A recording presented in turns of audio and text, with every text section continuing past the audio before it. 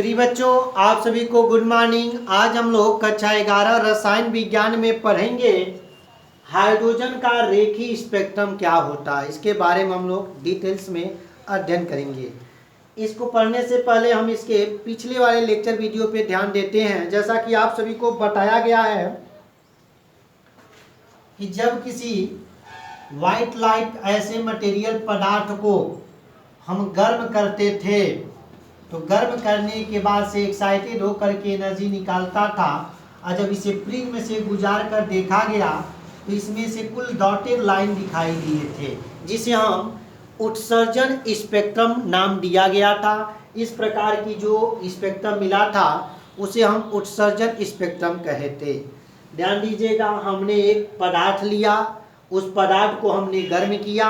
गर्म करने के बाद पदार्थ के कण यानी मॉलिक्यूल या एटम एक्साइटेड हुए। एक्साइटेड होने के बाद से वह एनर्जी को उत्सर्जित किए।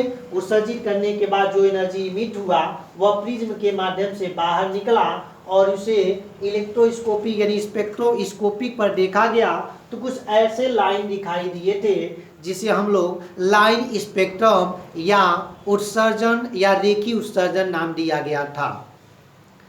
यहाँ पे रेखीय स्पेक्ट्रम में सबसे पहले 1885 में बामर ने यहाँ पे जो पदार्थ लिया था उसमें हाइड्रोजन गैस लिया और हाइड्रोजन गैस को लेकर के गर्म कर रहा था। गर्म किया तो इसमें से एटम एक्साइटेड हुए और निकले। प्रिज्म के रास्ते से तमाम ऐसी रेडिएशन निकली, स्पेक्ट्रम निकली जो अलग अलग कलर के निकले और यहाँ पर आकर के ऐसे रेखीय लाइन बनाए थे। यह लाइन जो था वास्तव में दिखाई दे रहा था और बामर ने बताया था, इसीलिए इसे हाइड्रोजन का रेखीय स्पेक्ट्रम कहते हैं। समझिएगा इस बात को। बामर ने 1885 में हाइड्रोजन गैस लिया था और उसको एक्साइटेड किया था गर्म करके, और उसमें से हाइड्रोजन गैस निकला। एक्साइटेड होकर के प्रिज्म के रास्ते जब बाहर निकला तो विभिन्न वेवलेंथों के माध्यम से वो बटा और ऐसे एक एक लाइन बनाए। चूंकि हाइड्रोजन का था इसीलिए हाइड्रोजन का रेखीय स्पेक्ट्रम यहाँ बोला जाएगा। दूसरी चीज, यह जो लाइन स्पेक्ट्रम था, हाइड्रोजन का जो रेखीय स्पेक्ट्रम था वह दिखाई दे रहा था और बामर ने बताया था, इसीलिए हम इसे बामर स्पेक्ट्रम के नाम से भी जानते हैं। जो सीरीज तैयार हुआ था उसे बामर सीरीज भी कहते हैं। ये बामर ने बताया था, इसीलिए इस जो स्पेक्ट्रम हो गया उसे हम बामर स्पेक्ट्रम कहते हैं। अब हम बात करते हैं आगे, इसको देखेंगे। आप लोग ध्यान दीजिएगा, यह हमारा नाभिक है, यह हमारी आरबी यानी कक्षा है। आपको बताया जा चुका होगा कि इलेक्ट्रॉन कक्षा में रहते हैं। प्रत्येक कक्षा की एक निश्चित ऊर्जा होती है। अगर वह इलेक्ट्रॉन अपने ही कक्षा में चक्कर नाभिक का लगाता है तो न तो ऊर्जा का उत्सर्जन करेगा न तो अवशोषण करेगा। जैसे जैसे नाभिक से सेलों की दूरी बढ़ती जाएगी ऊर्जा लेवल बढ़ता जाएगा। जैसे मान लीजिए यह -13.6 EV इलेक्ट्रॉन वोल्ट की है तो ये -3.4 EV का होगा। ऐसे -1 कुछ वोल्ट, मान लीजिए 0 EV का हो गया।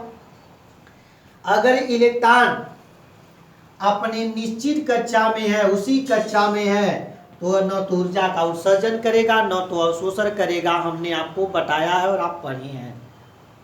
अगर यह पहली कक्षा का इलेक्ट्रॉन है जिसे हम कहते हैं N1 बराबर 1, N2 बराबर 2, N3 बराबर 3, यानी पहली कक्षा, दूसरी कक्षा, तीसरी कक्षा। अगर पहली कक्षा से इलेक्ट्रॉन दूसरी कक्षा में जाना चाहता है तो इनके बीच के अंतर का ऊर्जा इसको लेना पड़ेगा। समझिएगा इस बात को। अगर कोई इलेक्ट्रॉन पहली कक्षा से दूसरी कक्षा में जाएगा, निम्न कक्षा से उच्च कक्षा में जाएगा, निम्न वाली ऊर्जा लेवल से उच्च ऊर्जा लेवल में जाएगा, इनके बीच में जो ऊर्जा लेवल का डिफरेंस है उतना इसको लेना पड़ेगा। आप पढ़े होंगे H बराबर E बराबर hv, इतना एनर्जी यह लेगा, फोटोन लेगा। अगर उतनी एनर्जी हम देंगे तो इलेक्ट्रॉन एक्साइटेड होकर पहली कक्षा से दूसरी कक्षा में आ जाएगा। अगर और एनर्जी देंगे और निश्चित एनर्जी देंगे इन दोनों के डिफरेंस के बराबर, तो वह दूसरी से तीसरी में जाएगा। आपको बताया जा चुका है निम्न कक्षा से उच्च कक्षा में जाने के लिए ऊर्जा की आवश्यकता पड़ती है, अर्थात ऊर्जा शोषण करता है। और उच्च कक्षा से निम्न कक्षा में आता है तो ऊर्जा का उत्सर्जन करता है। कितना? अगर मान लीजिए अगर दूसरी कक्षा से पहली कक्षा में जाएगा तो इन दोनों के डिफरेंस के बराबर को ऊर्जा वह बाहर निकालेगा। अगर वह अंदर निम्न से उच्च में जाएगा तो ऊर्जा को अंदर लेगा। अगर कोई इलेक्ट्रॉन निम्न से उच्च कक्षा में जाता है तो मात्र 10⁻8 सेकेंड के लिए ही वहां जाता है।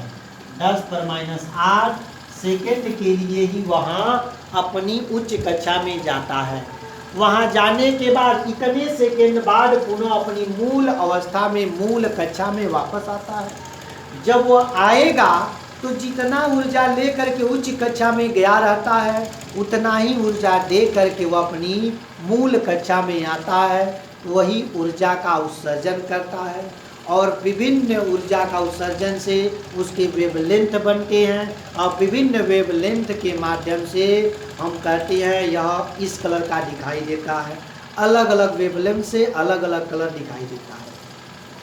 आपने पढ़ा होगा स्पेक्ट्रम, स्पेक्ट्रम में दृश्य स्पेक्ट्रम पढ़ा होगा, विजुअल रीजन पढ़ा होगा, विजुअल स्पेक्ट्रम पढ़ा होगा, पैराबैंगनी पढ़ा होगा, अल्ट्रावायलेट पढ़ा होगा, रेडियो तरंगे पढ़ी होंगी। केवल इसमें कुछ वेवलेंथ के हमें तरंगदर ही हमें दिखाई देते हैं जिसे, और वही हमको फोटोन कहा जाता है। उनकी ऊर्जा का जो बंडल निकलता है, शेष जो हमें दिखाई नहीं देती है जैसे अल्ट्रावायलेट हुआ, तरंगे हुआ, ये हमें दिखाई नहीं देती। अब हम बात करते हैं, यहाँ पर देखेंगे वही इलेक्ट्रॉन को यानी नंबर ऑफ सेल को यहाँ दिखाया गया है। यह पहली कक्षा है, दूसरी कक्षा है, तीसरी है, चौथी है, पांचवी है, छठवीं और सातवीं है।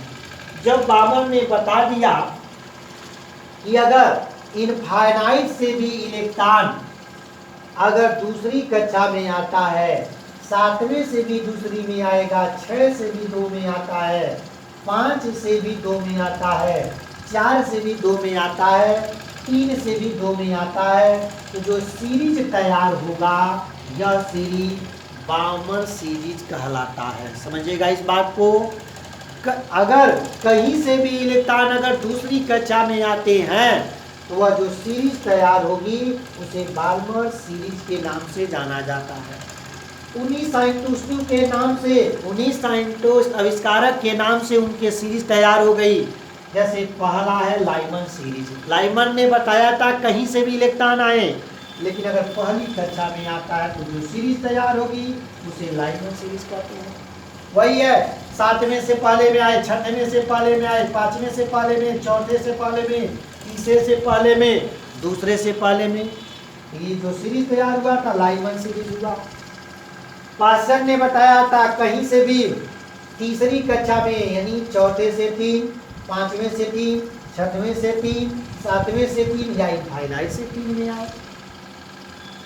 ब्रैकेट ने बताया था अगर उच्च कक्षा से चौथी कक्षा में आएंगे अपने।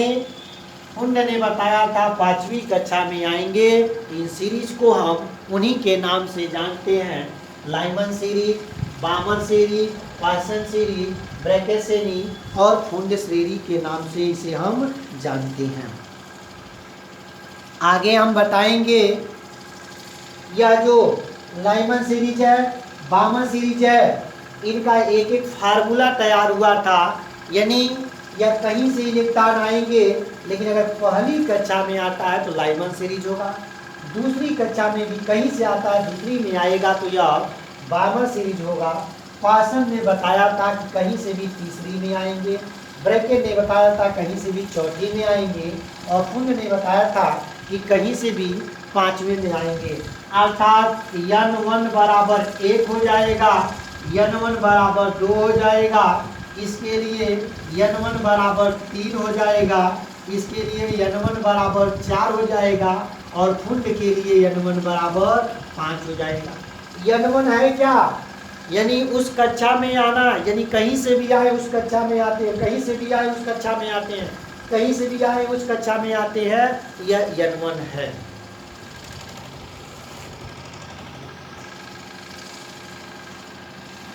बामन श्रेणी के बारे में आपको बताया गया होगा, n1 बराबर 2, यानी यह हमारा नाभिक है, यह पहली कक्षा हो गया, दूसरी कक्षा हो गया, तीसरी हो गया, चौथी हो गया, ये हमारा पांचवी हो गया।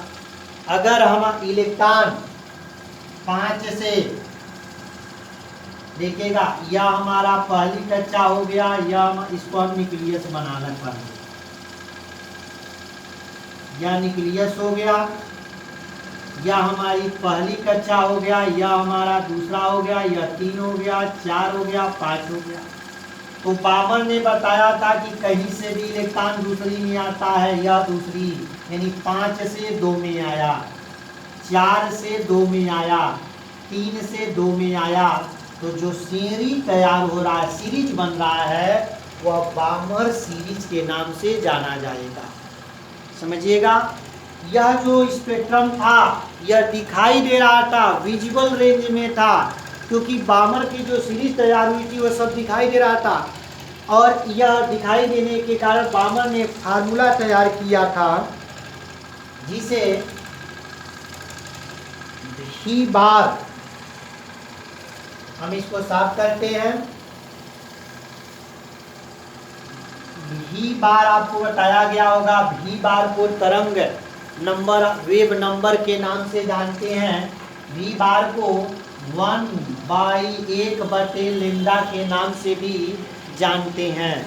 इसका जो मान होता है 1,09,677, 1,00,000 इकाई राई सैकड़ा हजार 10,000 लाख, 1,09,677, उसके बाद 1/n1 स्क्वायर,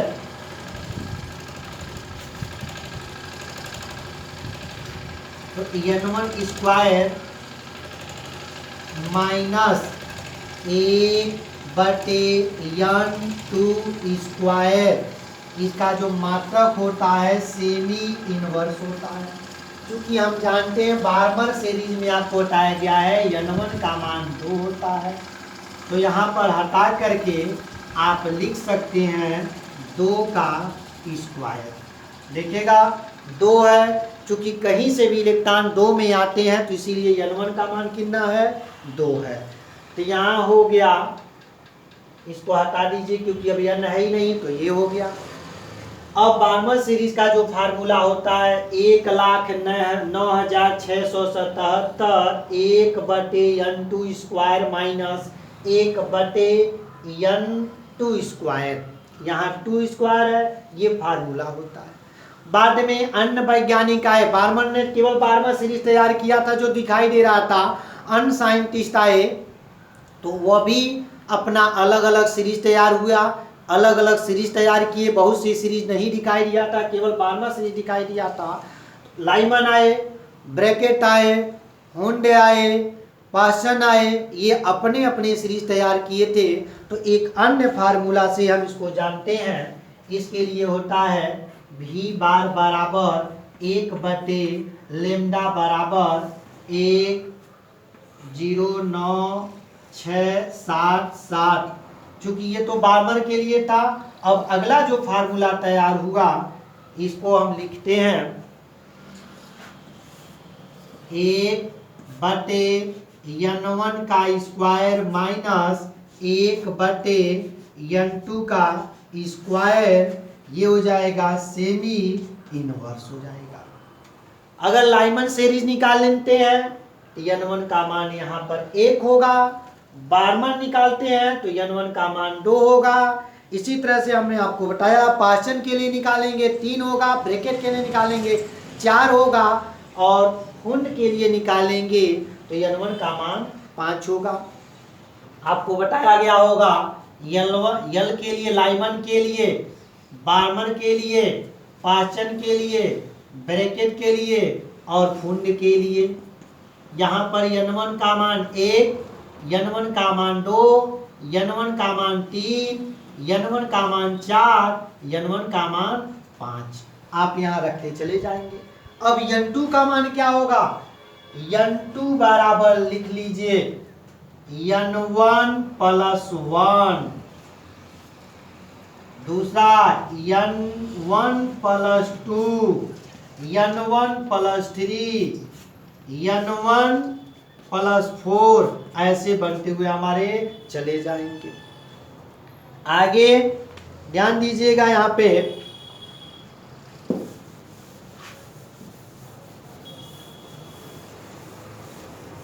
किताब में आपके ऐसे भी मिलते हैं, आपके किताब में एक मान भी मिलेगा,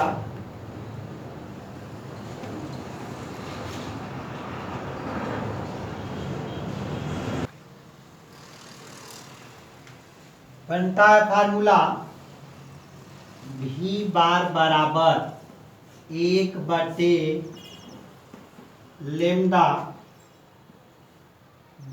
1/लेम्डा, उसके बाद बराबर R ब्रैकेट में 1/n1 square minus 1/n2 square प्रति सेमी लिख सकते हैं, या आप लिख सकते हैं सेमी इनवर्स।